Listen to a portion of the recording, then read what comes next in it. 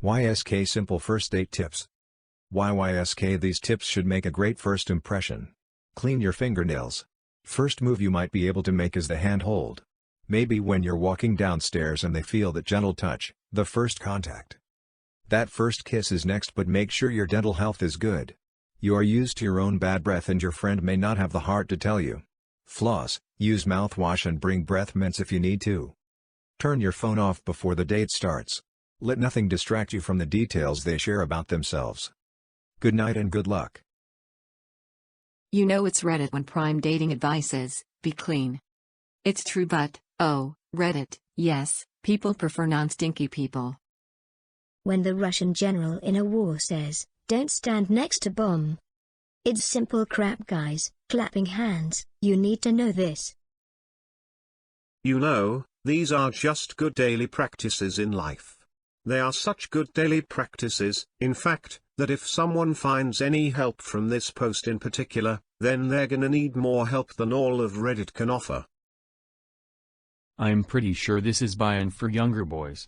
Men in their teens can be gross and sometimes never were taught how to not be. I remember biting my nails off more often than cutting them. It was gross, but I was 13. We'll add, use deodorant, wear clothes that actually fit you, use cologne but only 2 to 3 sprays, and absolutely not Axe/links. Cologne should be discovered, not announced. Like good perfume. I saw this on another comment the other day and liked it. Worth noting that some people are sensitive to smells, and any cologne, yes any at all, will be an utter turn-off, as you will make them feel sick to their stomach. Clean your ears too. Actually no. If the date is bad and you don't want to see them again, just stick your finger in ear and lop it up. They won't call. This feels like Big She belongs to the streets energy. I snorted lol. Nothing ends a date much quicker than maggots falling out of your ear during a get closer moment. One day ago, I thought we were talking about earwax. Do maggots fall out when you clean your ears, bro? 'Cause you should probably see a doctor about that. Oh, they stopped on their own after about 6 weeks lying out in the sun. /s. Maybe just put your phone on do not disturb instead of turning it off. Yes, you want to focus on your date without distractions, but safety issues and whatnot, especially for women. Also, you never know when an emergency might happen to a loved one. Silent mode seems perfectly fine to me. If you check it once or twice to see if any texts come in, I wouldn't judge. People have different things going on, so I feel like expecting someone to completely shut off their phone is a lot. Yeah, this advice wouldn't work for a woman. It's nice to be able to text your friend to call you to bail you out if the date is going bad. Meet in a public place that has potential for extending the date. Get a coffee or tea or something and feel out any potentially crazy vibes. If the date is going badly, you can walk away with a small investment of the price of a drink. If it's going well, you can go to a second place to extend the date. Let people know where you are going beforehand and when you expect to get back home, and check in with them. Trust your gut instinct. Don't ignore those off vibes. Make your bed. And put on clean sheets, too. It's just the first date advice. You don't think blanket forts are a good first date? I'd kinda risky bringing in outsiders into the fort after just meeting them. Don't you know the Trojans got done in that way? And they thought they were protected. LPT, if you have trouble finding 30% of 50, flip it and find 50% of 30. It gives the same result and works for any pair of numbers. A trick I use often to calculate tip, but applicable anywhere in life. BRB trying to find 37% of 78. Just do 78% of 37. Did you even read the post? I was just trying to find 78% of 37, should I flip it too? Yes. I just take 10% of the number and work with that, then you can easily find any percent pretty much. Yup, find 10% and or 1%, then just do some addition. That's a good rule of thing for me. It's always easier when you go by tens. Same. I find 10% and then multiply as needed. There are probably easier ways, but since it's a habit now, it's quick. You can also just move the decimal point and multiply. 30% of 50 equals 3 by 5 equals 15. 20% of 50 equals 2 by 5 equals 10. 80% of 50 equals 8 by 5 equals 40. And so forth. Works with non-multiples of 10 as well. 15% of 50 equals 1.5 by 5 equals 7.5. Also, don't forget you can multiply by x to make things easier as long as you then divide x at the end. This is the identity property, you can always multiply by 1. For example, if 30% of 50 isn't obvious to you, make 50 an easier number. Multiple by 2 and now you are finding 30% of 100, easy. That's 30. Now divide 2 out, in order to cancel your initial multiplication by 2, and you get the answer of 15.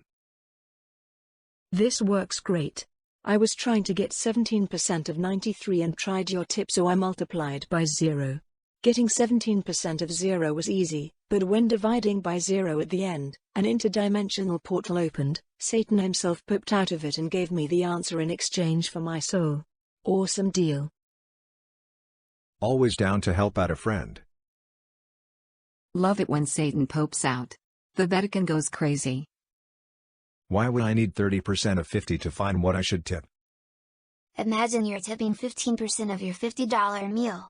Not exactly obvious, but, if you flip it, 50% of 15 is 7.5, which is easier to see. LPT, don't take hot showers if you struggle with seasonal allergies. The heat and steam open up your nasal passages and make symptoms far, far worse. Take a short cold shower and you'll feel a million times better. If you must take a hot shower, keep it short. Or start hot and finish with cold. Yup. I do that often as well. Thanks for adding that. Never realized this, but makes sense. Thank you. If you want real results for seasonal allergies, take a tablespoon of local honey every day. If it's real bad, have 1 m and 1 p.m. for best results. This works and almost instantly. I'm not going to lose a long nice hot shower and have allergies. Unless the cold shower can literally cure my allergies, then no thanks. A nice long hot shower makes symptoms worse all night compared to a short or cold shower. That's all I'm saying, you do you. I'll take the shower. LPT, always double check pockets of all your dirty laundry before running your laundry. I can't count the number of times I've found money, AirPods, earphones and worst of all tissues in my laundry. Especially with money. Don't want to launder that. I found my self-respect once. I recently washed my coat with my garage door opener in the pocket. It still works, but I have to point it more exactly since it's bath.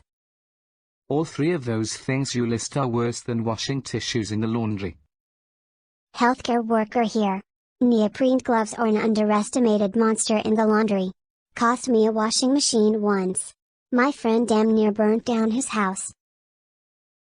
Washer-safe tissues are worth every penny. Pins, receipts and gum are worse. My ex would always leave stuff in his pockets, but the worst things were chewing gum and a whole pack of cigarettes. Gum and tobacco through a washing machine is not fun. Tissues in laundry is a different kind of suffering. LPT, keep a leash in your car at all times. Ideally, collapsible dog dishes too. You never know when you might run across a lost dog, or an accident where someone's beloved pet has either been thrown from the car, or just ran out the door when medics opened it to help the human victims. Your simple preparation could save someone's best buddy. Dude, why do you have a leash in your car? You don't have any animals. Oh, it's for my wife when she gets out of hand. That'll shut him up. Especially if you're not even married. Lamau, this comment did me in. I'll add this to the list of stuff that LPT thinks I should carry in my car at all times. As long as I can still squeeze into the driver's seat. LPT, if a cat is ever clawing or biting you and won't let go, stick your finger in your ear and let the cat smell it. Kinda gross, however. Cats love earwax and the smell will distract them and they start licking your finger and, hopefully, lets go of you. Animals and pets. Stick your finger in the cat's ear. Ooh, assert dominance, I love it. 5-Minute Crafts has entered the chat. Being attacked by a cat? Simply offer it one of your appendages and hope. I just anchorman that fin cat off a bridge like poor Baxter. Stick whatever they're biting, hand, arm, further into their mouth if you can, it will make them gag and let go. Couldn't you just use a cat treat? You could, but I don't carry around cat treats with me all the time. My cat says you're an idiot. He further explains that if you want to gain the positive attention of a cat, you wave about an 8 ounces tin of Royal Canadian salmon and then proceed to open it, generating as much noise as you can.